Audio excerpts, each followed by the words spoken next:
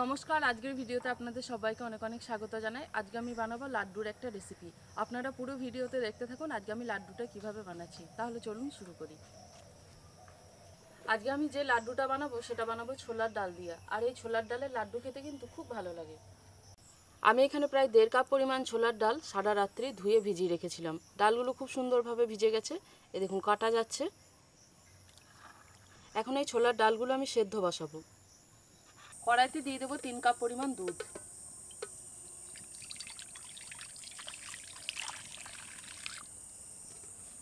এই দুধের মধ্যেই আমি ছোলার ডালগুলো সেদ্ধ করে নেব। দুধটাকে আমি আগে একবার জাল করে রেখেছি, তবে এখনও একবার দুধটা খুব ভালো করে গরম হয়েছে, তারপর আমি ছোলার ডালগুলো দিয়ে দেব। দুধ হালকা ফুটতে শুরু করেছে, এই সময় আমি এর মধ্যে দিয়ে দেবো ছোলার ডাল।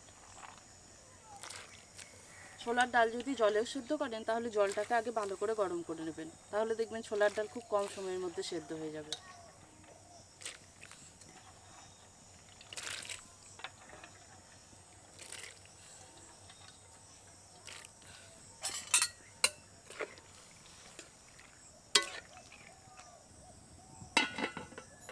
এই লাড্ডুটা বানানোর জন্য আমি এখানে ছোলার ডালটাকে দুধে সেদ্ধ করে নিচ্ছি। আপনারা চাইলে কিন্তু জলেও সেদ্ধ করে নিতে পারেন, তবে কি জানেন, দুধে সেদ্ধ করলে লাড্ডুর টেস্ট ভালো হয়। ছোলার ডাল সেদ্ধ হতে দিয়েছিলাম, বেশ অনেকক্ষণ হয়ে গেছে সেদ্ধ হতে দিয়েছি। ডাল খুব ভালো করে সেদ্ধ হয়ে গেছে, এবার এটাকে নামিয়ে নেব। ভালো করে নেড়ে চেড়ে এই ডালটাকে ভালো করে ঠান্ডা করে নেব। এবার এই ছোলার ডাল আমি বেটে নেব।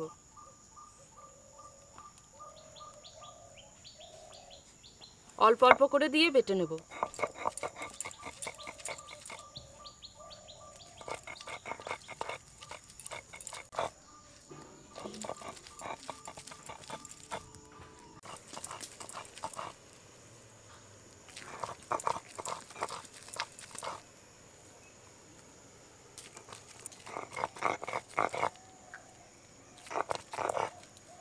পুরো ডালটাকে আমি বেটে নিয়েছি। ডাল বাটার সময় যদি একটু গোটা গোটা থাকে তাহলে কিন্তু কোনো অসুবিধা নেই।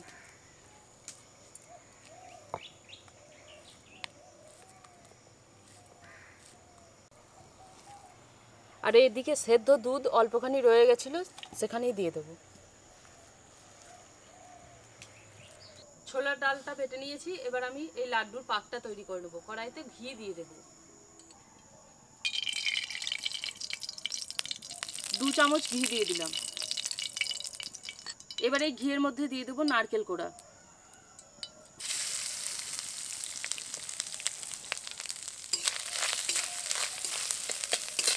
এবার ছোলার ডাল বাটা দিয়ে দেবো।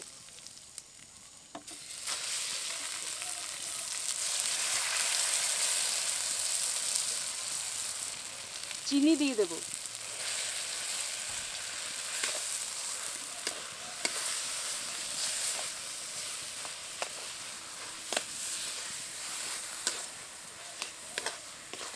আমি এখানে যেহেতু 1.5 কাপ পরিমাণ ডাল নিয়েছিলাম, তাই এখানে 1.5 কাপ পরিমাণ চিনিও নিয়ে নিয়েছি। মিষ্টিটা অবশ্যই একটু চেখে দেখে তারপর দিয়ে দেবেন।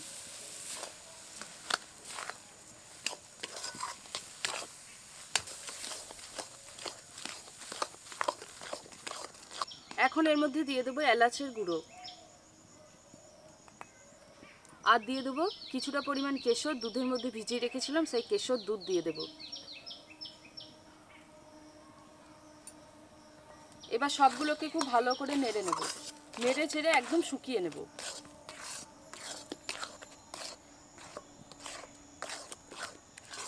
খুব সামান্য পরিমাণ কালার আমি জলে গুলে নিয়েছি, এটা দিয়ে দেবো। এটা কিন্তু পুরোপুরি অপশনাল, আপনারা চাইলে নাও দিতে পারেন, তবে কালারটা আসার জন্য আমি এটাকে দিলাম।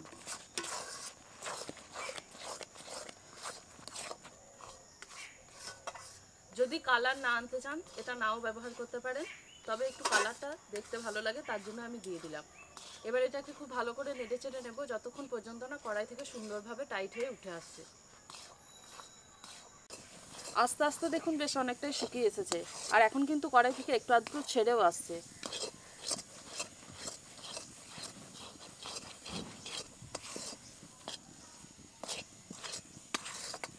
ভালো করে নেড়ে চেড়ে শুকনো করে নিয়েছি, এখন দেখুন একদম কড়াই থেকে উঠে চলে আসছে। এবার আমি এটাকে নামিয়ে নেব। নামানোর পর কিছুক্ষণ নেড়ে চেড়ে একটু ঠান্ডা করে নেব। একটু ঠান্ডা করে নিয়েছি, আর একটু কিন্তু গরমও আছে। এই গরম থাকা অবস্থাতেই এবারে এই লাড্ডুগুলো পাকিয়ে নেব। হাতের মধ্যে সামান্য ঘি লাগিয়ে নিয়েছি,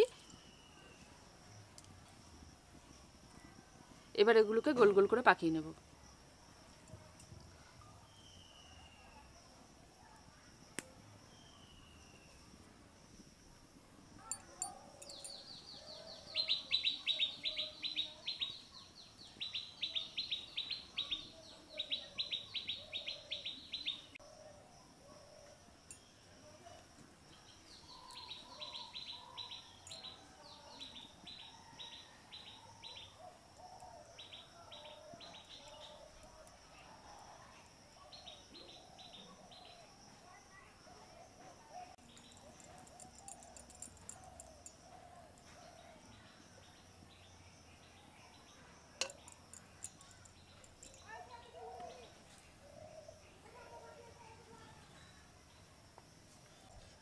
এইভাবে আমি সমস্ত লাড্ডুগুলো বানিয়ে নেব। আর কত সুন্দর কালার হয়েছে দেখছেন। লাড্ডুগুলো সব বানিয়ে নিয়েছি, এবার উপর থেকে একটা করে চার মগজ লাগিয়ে নেব।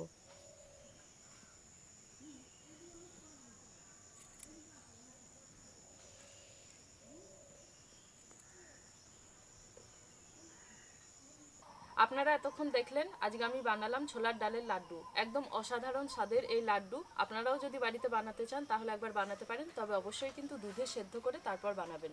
তো আজকের এই রেসিপিটা কেমন লাগলো জানাবেন কমেন্ট করে, ভালো লাগলে লাইক করবেন এবং শেয়ার করবেন।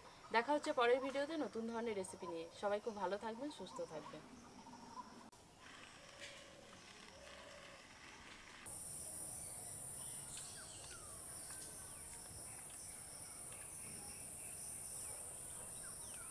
এত সুন্দর টেস্টি হয়েছে না, আপনাদের বলে বোঝাতেই পারবো না। দারুণ। আমরা দোকানে যে লাড্ডু কিনে খাই তার থেকে একদম অন্যরকম। সব কিছুর গন্ধ একদম সুন্দরভাবে বজায় আছে।